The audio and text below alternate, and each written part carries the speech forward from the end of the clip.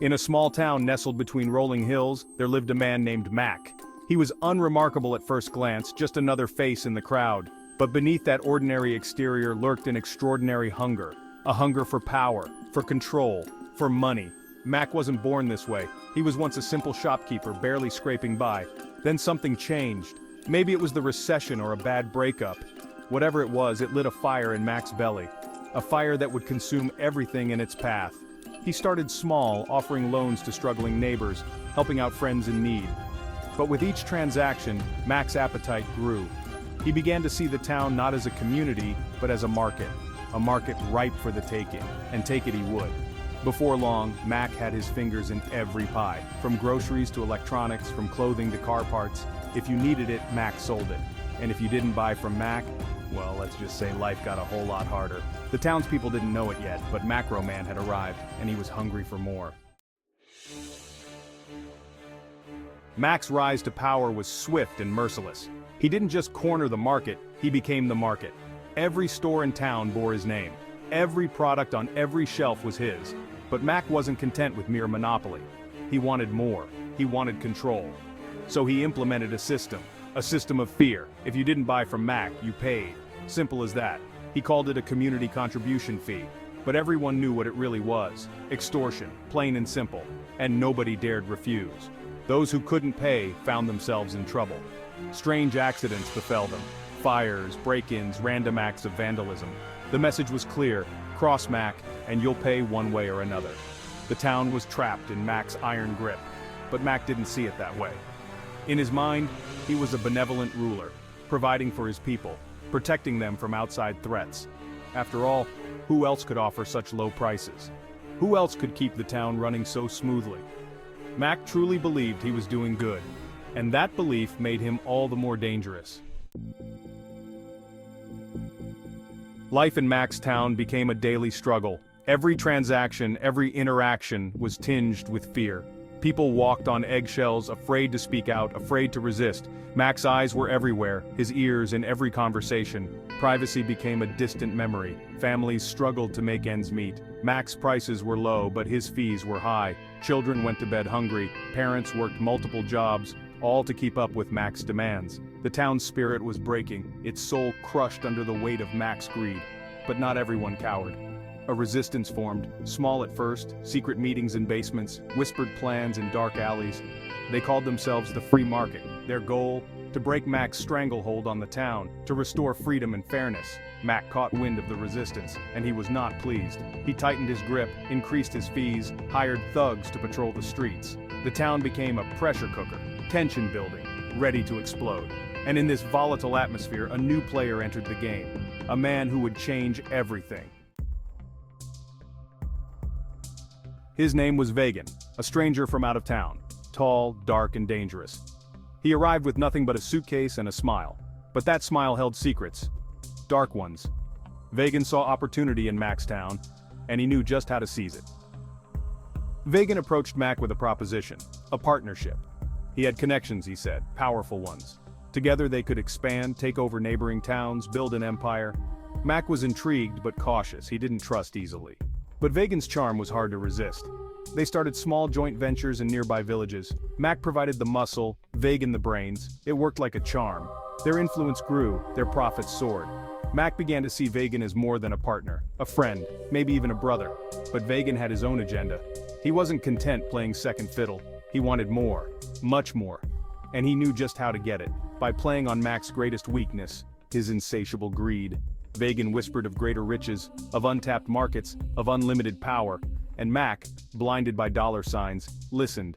The duo was about to take their operation to a whole new level, and the consequences would be devastating. Section 5. The duo's reign of terror. Mac and Vegan's partnership was like gasoline on a fire. Their greed knew no bounds. They expanded aggressively. Neighboring towns fell under their control one by one. Their empire grew, and with it, their appetite for more. They diversified their operations. It wasn't just goods anymore. They dabbled in everything. Gambling, drugs, even human trafficking. Nothing was off limits. If it made money, they were in. The duo became notorious, feared far and wide. Their names spoken in hushed whispers. But power breeds paranoia. Mack and Vagan began to distrust each other, each suspecting the other of holding out, of plotting betrayal. They hired spies to watch each other, set traps to test loyalty. Their partnership became a ticking time bomb. Meanwhile, the people suffered. Under Mack's rule, life had been hard. Under Mack and Vagan, it became unbearable. Families were torn apart, communities destroyed. The very fabric of society began to unravel, and still, the duo pushed for more, always more. Their greed was insatiable, and it would lead them down a dark path, one from which there was no return. Section 6. Greed knows no bounds. As their empire expanded, so did Mack and Vagan's ambitions. They weren't content with controlling just goods and services. They wanted to control people's lives, every aspect of them. They implemented a new system, a point system. Every citizen was scored, on loyalty, on compliance, on contribution to the community. High scores meant privileges, better housing, access to healthcare, even extra food rations. Low scores? Well, life got very difficult very quickly. People lived in constant fear of losing points, of falling out of favor. It was a nightmare. But for Mack and Vagan, it was just good business. They didn't stop there. They started manipulating elections, buying off politicians. Soon they had the local government in their pocket. Laws were changed to suit their needs. Regulations disappeared overnight. They were untouchable, or so they thought. But their greed pushed them further. They started eyeing state-level politics, dreaming of national influence. They were no longer content with their little empire. They wanted the whole country. It was a step too far, and it would be their undoing. For in their blind ambition they had attracted attention, the wrong kind of attention. The federal government was watching. Section 7. Violence erupts. As Mack and Vagan's grip tightened, resistance grew. The free market movement swelled. People were desperate, angry, ready to fight back. Protests erupted. At first peaceful, then not so much. Windows were smashed, stores looted, Mack's enforcers clashed with protesters. Blood ran in the streets. Mack and Vagan responded with brutal force. They brought in mercenaries, ex-military types with itchy trigger fingers. The town became a war zone. Gunfire echoed through the night. Explosions rocked buildings. Innocent people caught in the crossfire. It was chaos. The violence escalated. Mack's paranoia reached new heights. He saw enemies everywhere. Even Vagan wasn't above suspicion. In a fit of rage, Mack ordered a purge. Anyone suspected of disloyalty was to be eliminated, no questions asked. It was a bloodbath. Vagan, seeing the madness in his partner's eyes, began to plot. He reached out to Mack's enemies, made secret deals, promised them protection in exchange for support. The stage was set for a coup, but before it could happen, an unexpected player entered the game. The federal government had seen enough. They were stepping in, and they were bringing the full force of the law with them. Section 8. The government takes notice. The feds moved in swiftly, FBI, ATF, even the National Guard. They descended on the town like a tidal wave. Mack and Vagan were caught off guard. Their empire, built on fear and greed, began to crumble. Their lackeys scattered like rats from a sinking ship.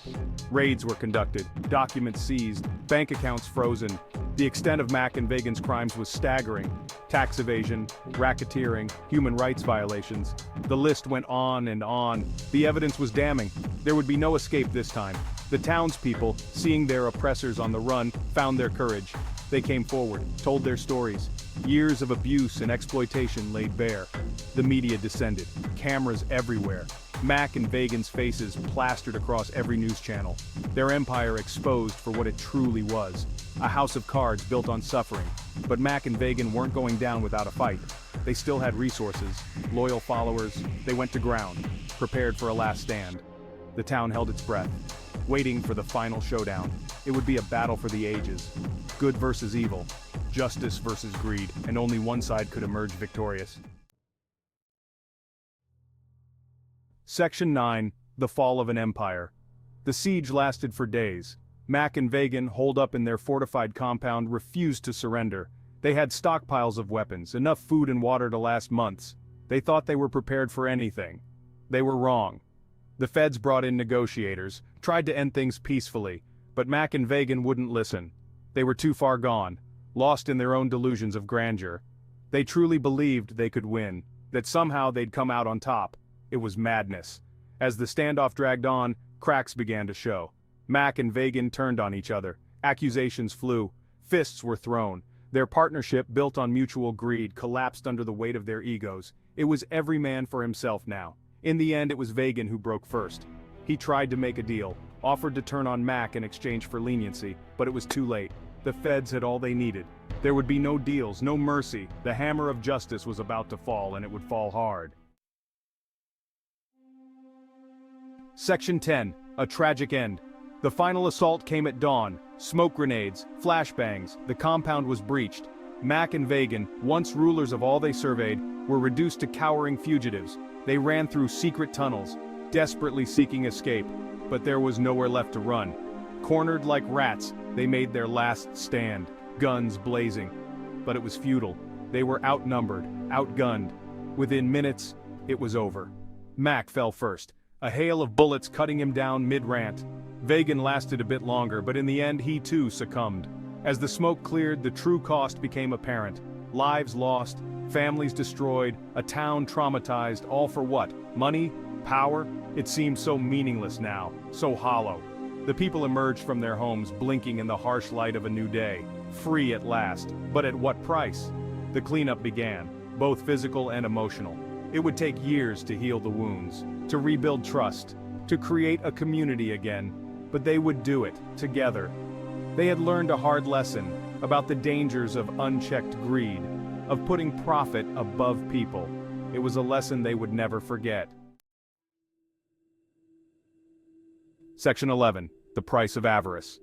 In the aftermath of Mac and Vegan's fall, the town struggled to find its footing. The damage was extensive, not just to buildings and infrastructure, but to the very soul of the community.